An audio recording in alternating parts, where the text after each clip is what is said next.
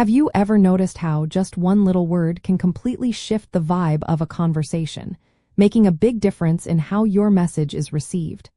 It is truly amazing how subtle language choices can impact our connections. When you use the word and in a sentence instead of but, you are fundamentally changing the sentence's meaning from one of contradiction to one of inclusion and partnership.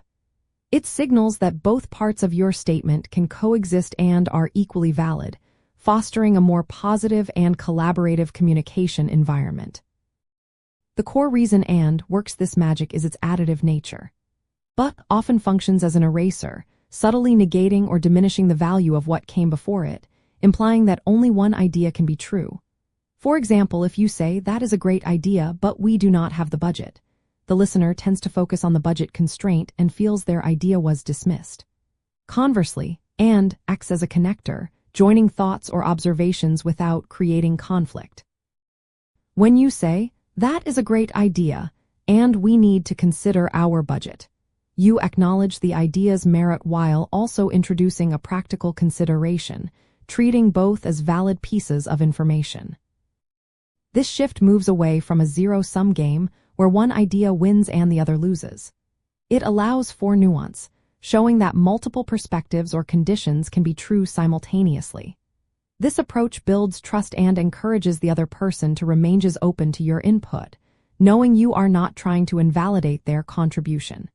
It is about creating space for agreement and shared understanding, even when facing challenges. To put this into practice, think about situations where you typically use but to introduce a challenge or an alternative.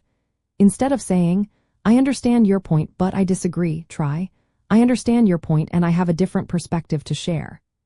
Instead of, "You did a good job, but you missed a deadline," try, "You did a good job, and let us also focus on improving timely completion." You are not ignoring the challenge.